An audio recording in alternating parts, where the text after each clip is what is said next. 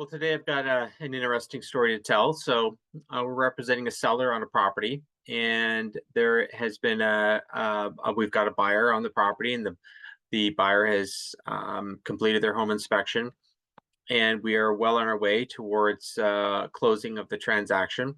And all of a sudden, the seller notices that there is something wrong with the HVAC system, and so they reach out and say, "Hey, what do we do?" And the proper protocol for this is, as the seller, where our responsibility is to maintain the property in its current condition until we close. And so I let my seller know this, and my seller, of course, then said, "Okay, great. So we need to let the buyer know this, and and basically redisclose," which is correct. There's a new defect that's come about. So technically, we would be providing them with a new seller disclosure statement disclosing this new defect and letting the buyer know about the defect, and letting the buyer have essentially the buyer has the right to be able to evaluate the situation and walk away from the transaction if we don't remedy the situation. So what ended up happening in this instance is we had the HVAC folks come out. They assessed the defect with the system, and turns out it's this fairly expensive part to replace to have this system up and running and working properly again. And so then the question becomes, well, who pays for this? Because, this is midstream, and we've already negotiated in this particular transaction, we've already negotiated some credits towards an HVAC system. And so, seller says, well, I've already negotiated a credit towards HVAC. Do I have to fix this and pay for this? And the answer is yes. If you don't, then the buyer has the opportunity to walk away from the transaction with their earnest money. Specifically, the verbiage in the purchase and sale agreement talks about this. There's a portion of a paragraph that speaks to this, and I'm going to show you this by sharing my screen really quick, and I will point this out to you so you can see it. So this is a standard purchase and sale agreement, just a regular residential purchase and sale agreement.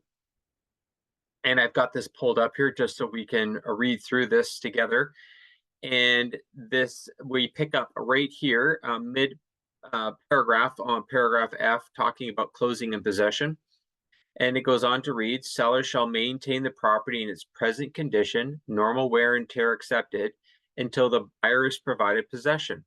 Seller shall either repair or replace any system or appliance, including but not limited to plumbing, heat, electrical, and all included items, becomes inoperative or malfunctions prior to closing with a system or appliance of at least equal quality.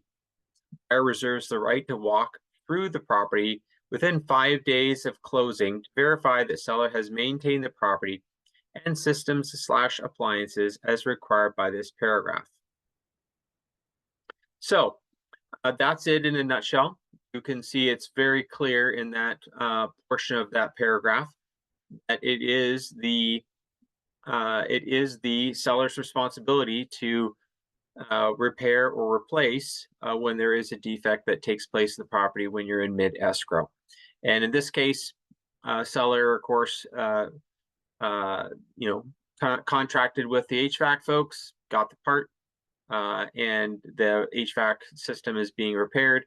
And then once the HVAC system is repaired, then the buyer has an opportunity to do another walkthrough if they choose to do so, to verify that the repairs are complete to their satisfaction. All right. So if you have any other questions, real estate related, you want to shoot to me or ask, obviously happy to weigh in.